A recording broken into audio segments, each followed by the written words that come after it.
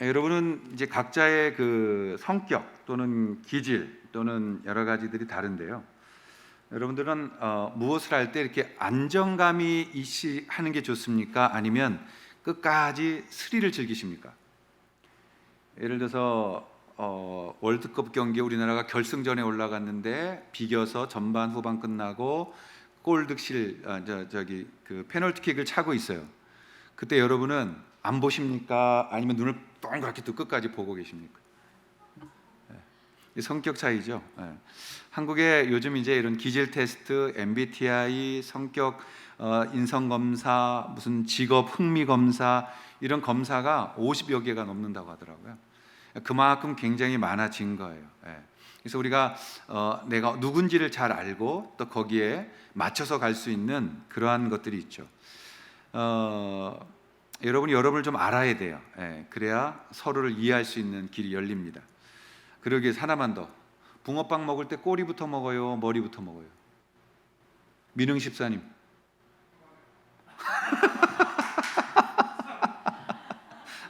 의외의 대답. 한 번에 다 먹어버린다는 거죠. 역시 우리의 기쁨 되십니다. 머리를 먹든 꼬리를 먹든 이제 먹으면 되는 거지만 그 성격이에요. 저는 이렇게 보면 그 붕어빵이 좀 이렇게 붕어처럼 생겨서 그런지 미안해서 꼬리부터 좀 먹는 성격인 것 같고 근데 또 내 안에 안정감도 있는데 어떤 스릴도 즐기는 것 같고 이런 것들이 있어요.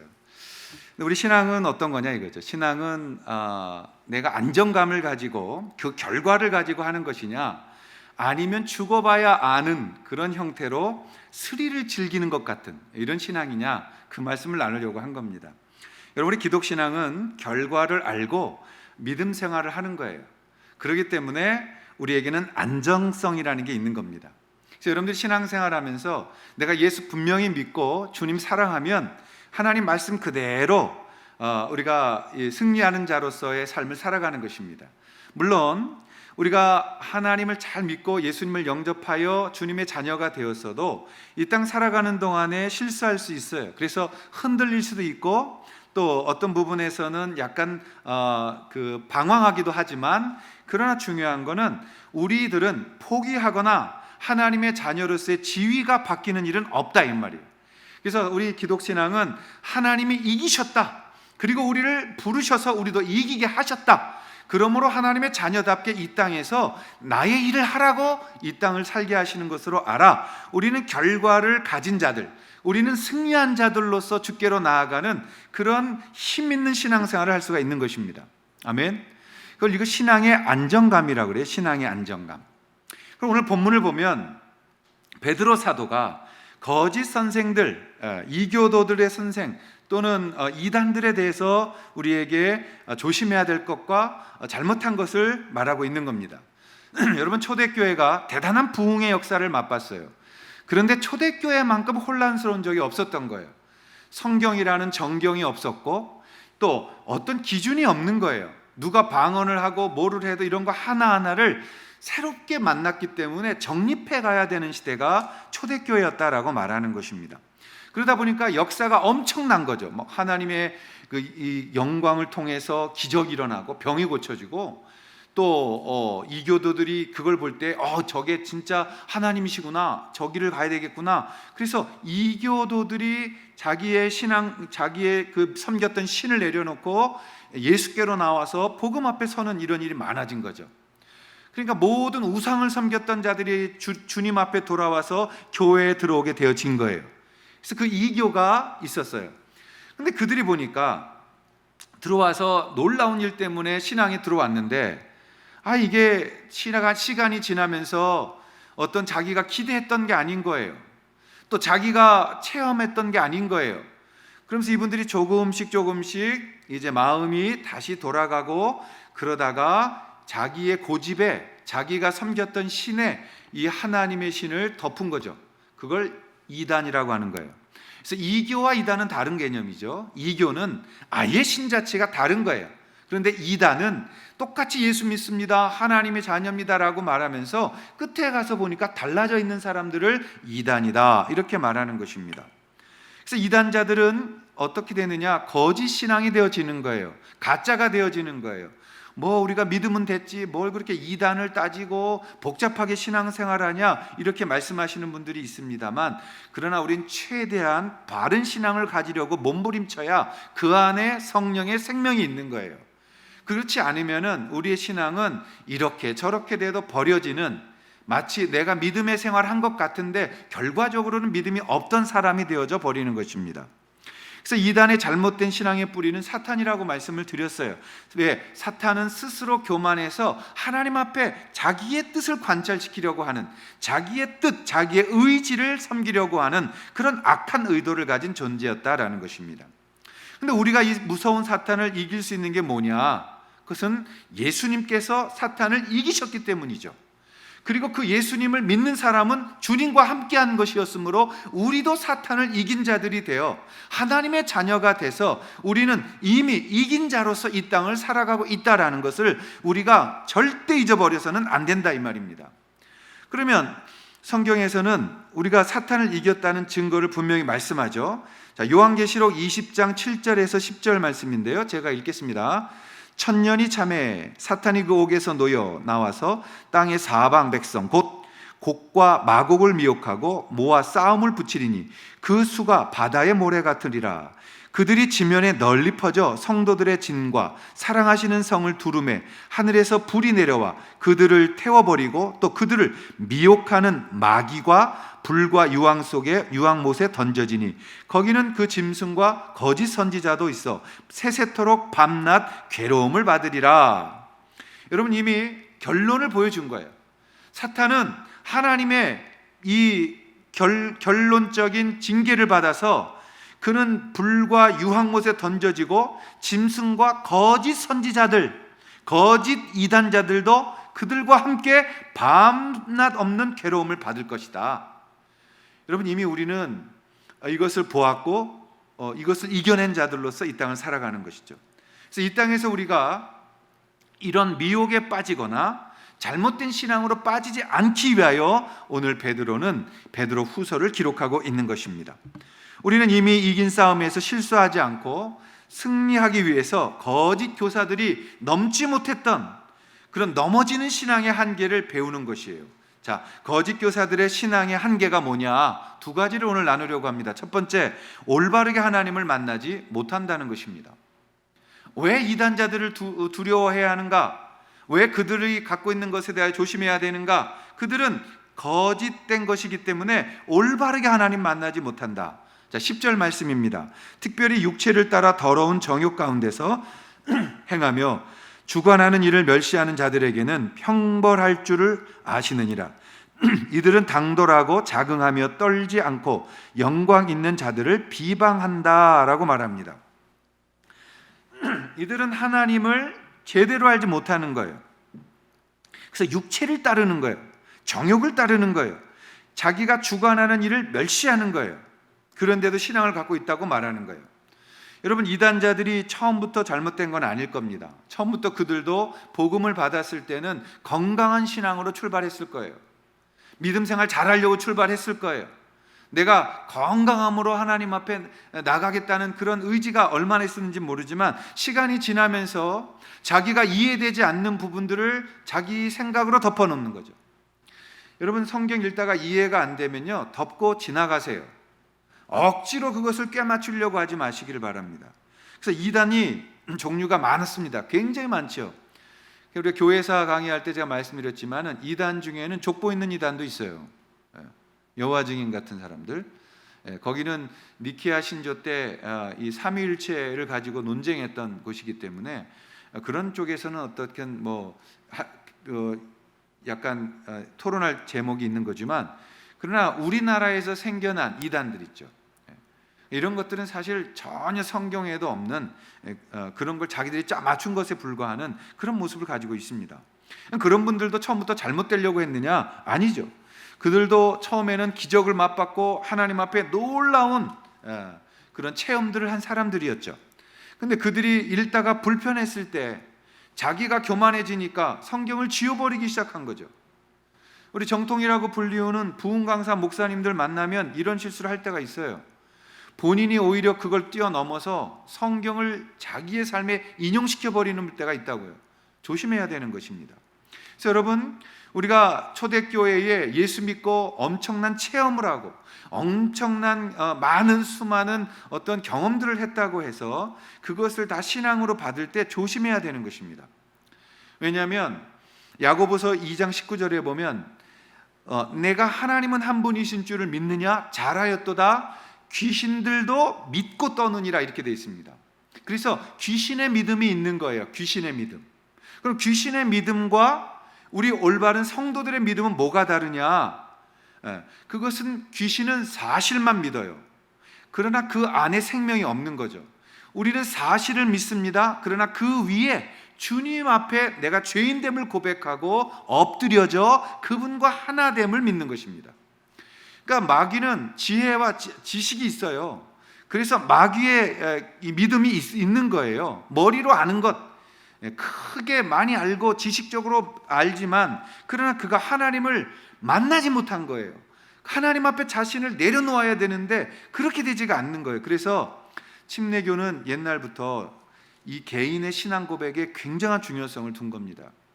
우리가 예수님 영접기도 꼭 해야 되느냐? 예, 그렇습니다. 네가 마음에 믿어 구원에 이르고 입으로 시인하면서 의인 되는 거예요.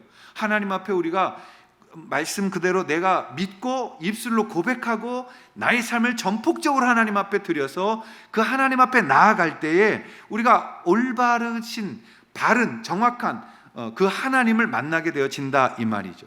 그래서 여러분, 개인 신앙 고백은 굉장히 중요한 것임을 여러분들이 잊으시면 안 됩니다. 근데 우리가 보통 때 교회 다니면서 신앙생활 하는 것 같아요. 그런데 보면 신앙생활 안 하는 사람들이 많은 거죠. 그러한 신앙생활을 한 사람들은 다 내 생각, 내 마음에, 나 중심에 그런 것들을 섬기게 되는 거예요. 그런데도 교회 다니면서 내가 신앙생활하고 있는 것처럼 생각하게 되는 거예요. 하나님을 의지한 게 아니라 다른 것을 의지하고 있는 그런 믿음 생활이 될 수 있는 겁니다.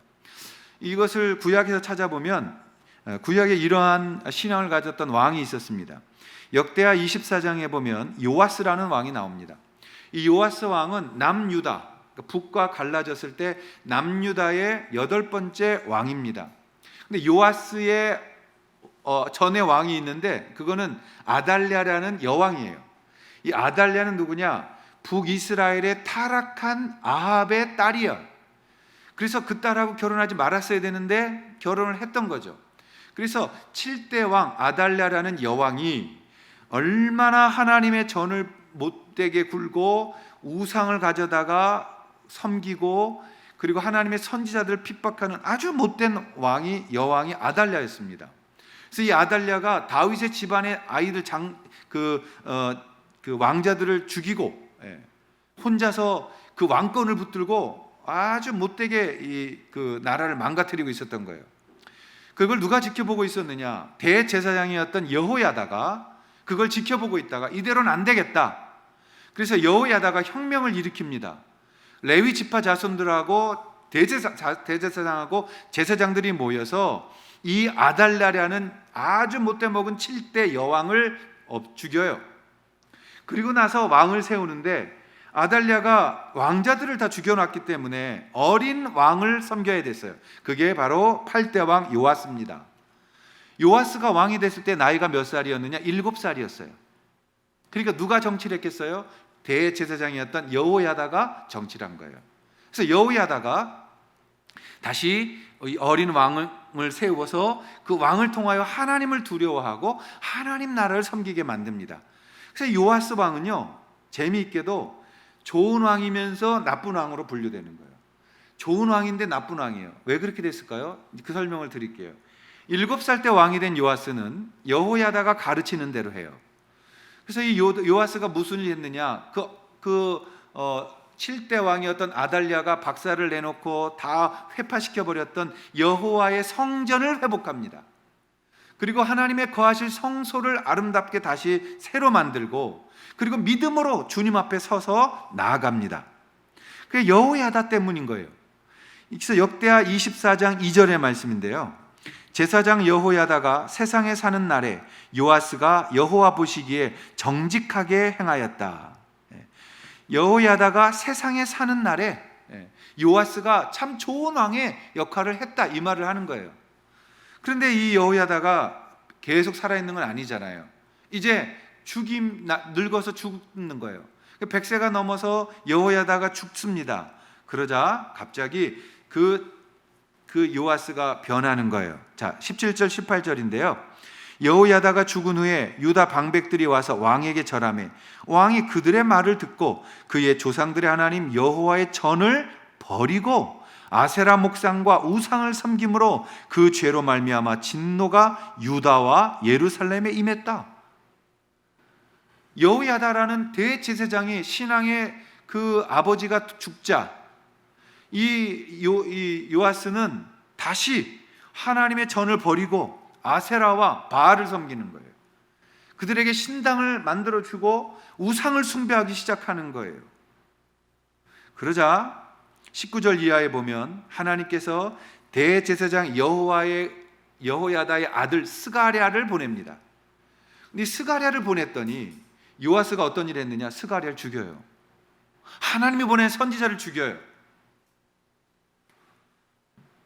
결국 그 요아스는 어떻게 됐겠어요? 그 요아스는 나중에 아람 군대와 싸울 때에 그 군대에 의해서 상처를 입고 죽임을 당합니다. 그리고 그는 왕궁의 묘에 안치되지 못하는 거예요. 여러분, 여기에 우리가 크게 기억해야 될 게 뭐냐? 그가 여호와를 버렸다. 그가 여호와를 버렸다. 그러면 그렇게 여호야다가 살아있는 동안에 잘했던 그 요아스는 뭐냐 이 말이에요.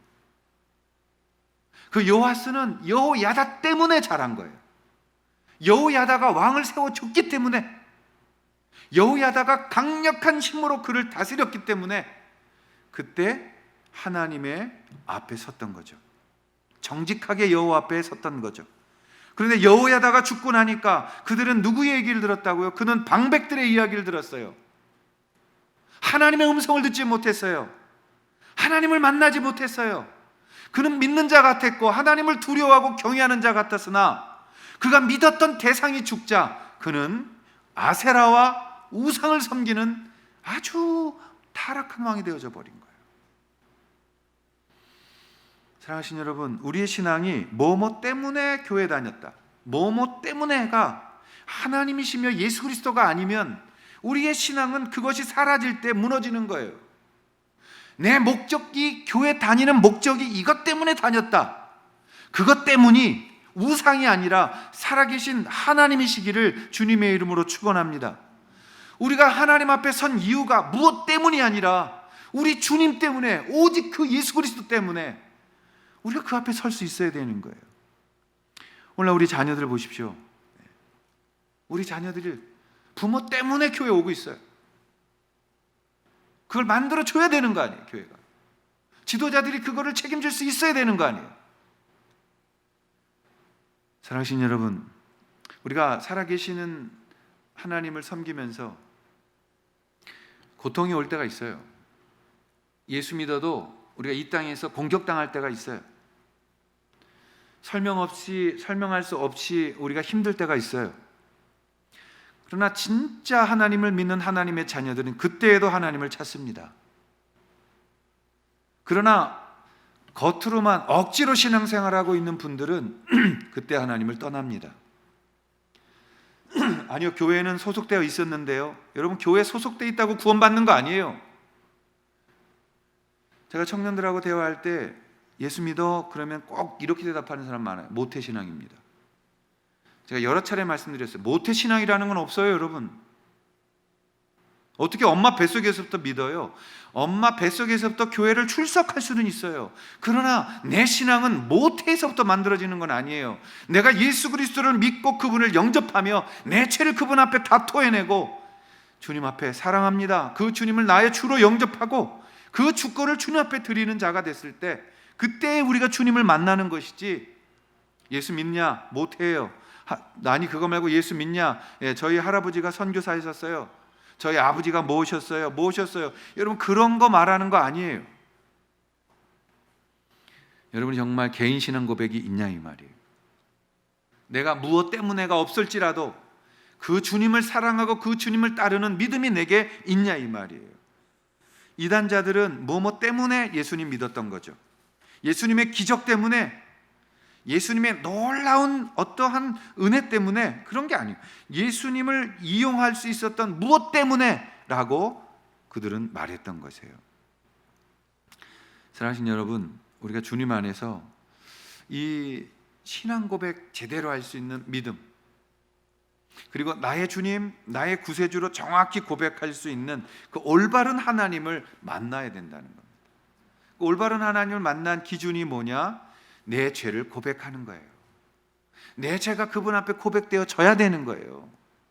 그리고 그 고백의 죄를 통해서 내가 나의 것이 아님을 주님 앞에 온전하게 드려야 되는 거예요. 그렇지 않으면 여러분들 역시 종교인으로 끝나고 마는 겁니다. 우리가 이런 교인들 많이 보고 있어요.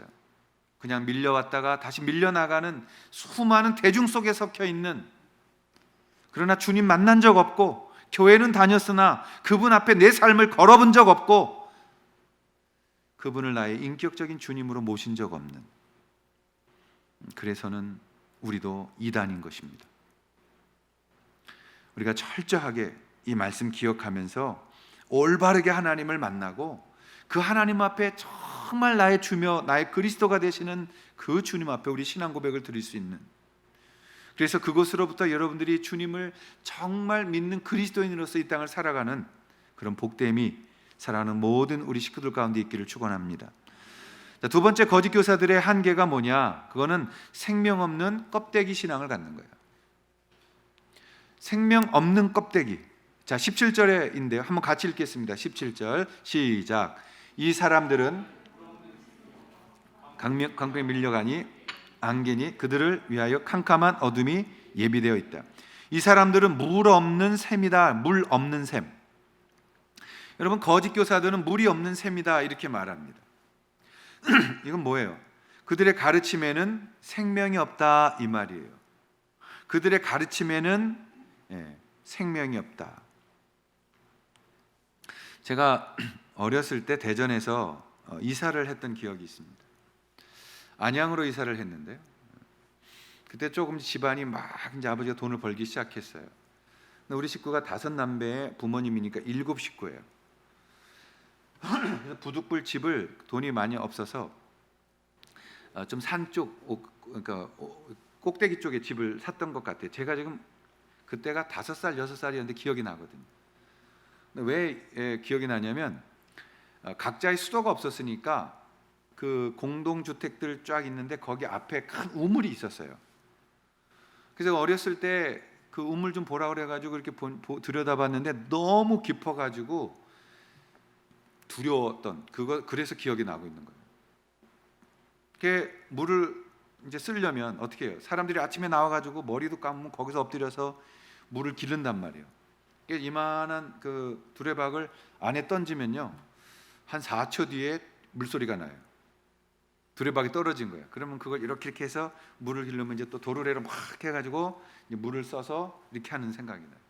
근데 이게 깊었던지 한여름에도 물이 찼던 기억이 나거든요. 여러분, 이 우물이 물이 없으면 뭐가 되는 거예요? 함정이 되는 거예요. 물이 있어야 되는 우물 안에 물이 없고 말라 있으면 그 안에 짐승 떨어지면 다 죽는 겁니다. 물이 없는 우물은 있을 수가 없는 거예요. 우리가 하나님 앞에서 정말 생명이 있느냐, 그 생명이 있느냐는 것은 결국 여러분 안에서 복음을 가지고 다른 사람을 섬기며 복음을 전하며 생명을 살려낼 수 있는 그러한 여러분 안에서 하나님을 만났느냐 이 말이에요. 저는 이 부분이 굉장히 중요하다고 생각합니다. 여러분, 우리가 목회하면서 많은 사람들을 경험합니다. 정말 박학다식한 분들도 많이 만났습니다. 요즘은 뭐 자료가 너무 많으니까 앱 하나만 깔면 헬라어, 히브리어 다 볼 수 있는 그런 시대가 되어져 있고, 여러분 들고 다니는 핸드폰 그것만 하나만 갖고 있어도 전 세계가 다 이 안에 들어있는 거잖아요. 수많은 정보가 있어요. 어떨 때 만나보면 전공으로 공부한 저희들보다도 너무나 많은 것들을 알고 있는 사람도 만나게 됩니다. 이런 자료의 홍수 시대에 우리가 살아가고 있다는 거예요. 근데 중요한 건 뭐냐면 그런 홍수 속에서 여러분 안에 하나님을 만나고 그 하나님으로부터 흘러나오는 그 생명의 샘물이 내 안에 있느냐 이 말이에요. 예수님이 사마리아 여인을 만났습니다. 의도적으로 기다리셨어요. 그 여자가 물길로 왔어요. 그러자 우물가에서 기다리고 있던 예수께서 그 여인에게 말합니다. 내게 물 좀 달라고. 나한테 물 좀 다오. 여러분 그러면 물 주면 되는 거예요. 물 주면. 근데 이 여인은 우물 앞에서도 물이 없었어요. 그 앞에 그 풍부한 물이 있었는데도 여인은 물을 줄 수 없었어요. 왜요? 그 안에 생명이 없었기 때문에. 오늘날 우리가 이런 모습을 갖고 있어요. 수많은 정보를 가지고 있어요. 머리들과 많은 정보를 가지고 있어 모르는 게 없어요. 그런데 예수 그리스도의 영원한 생명의 물이 없어요. 줄 게 없는 거예요. 줄 게. 그럼 우리가 줘야 되는 건 영원한 샘물 아니에요. 생명의 영상수 아니에요. 정보만 전달해주는 그런 시대에 살아가는 우리가 된다면 안 되는 거죠. 오늘 방송하는 분들 참 많아져서 감사합니다. 좋은 방송들 많이 있어요. 근데 여러분 저도 10년 전에 우리 제자들하고 했을 때 방송하자. 유튜브 방송하면 돈도 번다. 4년 전에 우리 교회에 있던 한 형제가 그런 의도로 설교 몇 편을 올렸어요. 그래서 간혹 가다가 제가 제 설교를 만날 때가 있어요. 근데 이거는 우리가 띄워놓은 게 아니고 돌아다니는 설교들이죠. 근데 그거 재밌는 게 제 설교 전에 광고가 붙어 있더라고요. 그건 누군가 지금 이게 좀 사용하는 건데 깜짝 놀란 적이 있어요. 근데 여러분 그때 방송하자고 했는데 제가 6개월을 기도해보고 안 한 이유가 있습니다. 여러 차례 하자고 했는데 안 한 이유가 뭐냐면 앞으로는 정보가 넘쳐나는 시대에 살 거다. 정보가 부족한 게 아니라 정보가 많으면 많을수록 그 안에 과연 우리가 생명을 담을 수 있느냐의 문제입니다. 저는 우리 기독교인들 유튜버들 하시는 분들 설교 가지고 돈 버는 목사님들 그거 하지 말았으면 좋겠어요. 설교한 걸로 돈 벌지 말았으면 좋겠어요. 죄송합니다. 그럴 수도 있다고 믿어요. 그렇지만 가능하면 다른 거는 괜찮지만 우리의 설교를 듣는 분들이 주님 안에서 돈을 내야 하는가? 어차피 저작권은 하나님께 있는데. 더 걱정스러운 것은 이 방송이 단순한 정보 전달만으로 쓰임 받으면 우리 안에 과연 그 생명의 물이 나오는가? 그러니까 은혜 받았다는 뜻이 못 받는 뜻이 아니에요. 그 설교 들으면서 감사하고 감동하고 울고 다 할 수 있어요. 근데 여러분 중요한 게 뭐냐면 여러분이 그런 행위를 했다는 게 중요한 게 아니고 그것으로 인해서 주님을 만나고 주님을 만난 그곳에서 우리 안에 생명의 물이 만들어지고 있느냐가 중요하다고요. 우리는 귀는 다 이만큼 큰데 물이 없어요. 복음을 전할 생명이 없어요. 나의 것을 헌신하는 게 없는 거예요. 여러분 내가 헌신할 수 없고 섬길 수 없고 줄 수 없는데 무슨 생명의 물이 우리 안에 있냔 말이에요. 껍데기밖에 없는 껍데기밖에. 그래서 이 말씀을 드리는 거예요. 현대시대에 이 수많은 매스미디어를 사용하지 않고 살아갈 수 없어요. 그걸로 사업하는 건 정당한 것이에요. 꼭 필요한 거예요. 그러나 정보만 빼내서 머리만 커져가는 기형아 신앙이 되면 우리 안에 생명이 없는 거예요. 우리 안에 주님의 그 귀하신 물이 없는 거예요. 그럼 줄 수가 없는 거예요. 그게 껍데기 신앙이에요. 말 앞에 보면 많은 걸 알고 있는데 그 안에 그에게 줄 생명의 사람을 살려낼 수 있는 생수가 없다 이 말이에요. 우리 현대 우리 그리스도인들이 조심해야 되는 것입니다. 여러분, 지금이 정신 차려야 될 시대에 와 있는 거예요. 제가 어느 이제 신방을 가게 되잖아요. 근데 요즘은 신방을 가면요, 성경책을 숨겨야 됩니다. 성경책을 가면 경비실에서부터 제재를 당해요. 신방 왔냐고. 못 들어가요. 숨겨야 돼. 가방에 넣든지 어떻게 이렇게 숨겨야 돼. 엘리베이터를 타는데 같이 못 타요. 왜요? 그 중에 아파트 중에 누군가가 몇 사람이 같이 타고 올라가는 걸 보면 신고를 해요. 예배를 소리내서 못 해요. 왜? 옆집에서 예배 드리면 신고가 들어가요. 아니, 제가 가만히 생각해 보니까 이게 마지막 때의 심판 아니고 뭐겠어요? 내가 성경 들고 다니는 거 제재 안 받지만 복음 전할 수가 없어요. 우리가 신방을 못 가는 이 시대에, 신고당하는 이 시대가 말세가 아니고 뭡니까? 이 말세에 우리가 살아남으려면 정보가 아니라 주님 만나서 그분의 은혜가 내게로 흘러 들어올 때에 그분의 눈물이 내 가슴에 들어오고 그것 때문에 내가 울며 그분을 붙들 수 있을 때에 우리도 또 다른 사람을 위해서 눈물을 흘릴 수 있는 거예요. 얼굴과 얼굴을 맞대지 않고 어떻게 교회가 될 수 있겠습니까?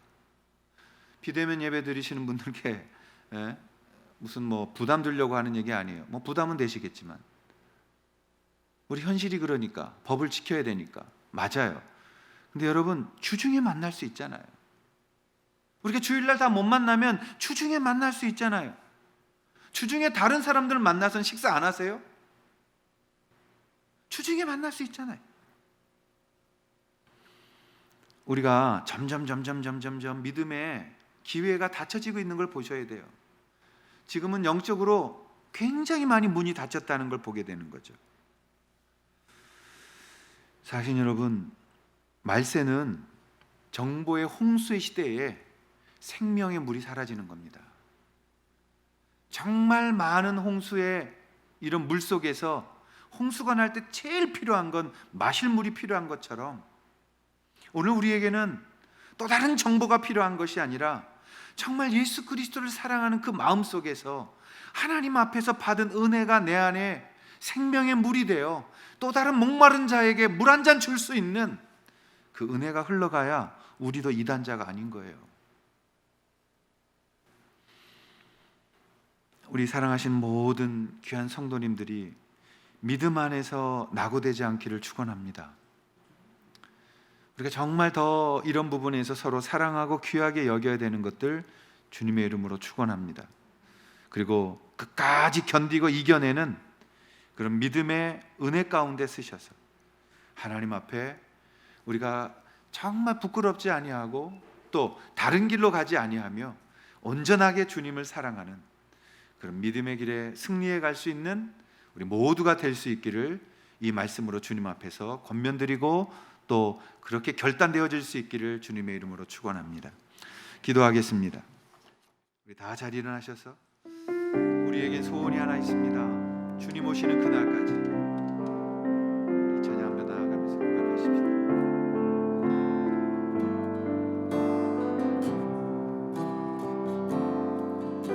우리에겐 소원이 하나 있네. 주님 다시 오실 그날까지 우리 가슴에 새긴 주의 십자가 사랑 나의 교회를 사랑케 하네. 주의 교회를 향한 우리 마음 희생과 포기와 가난과 고난 하물며 죽음조차 우릴 막을 수 없네. 우리 교회는 이 땅의 희망 교회를 교회되게 예배되게 우리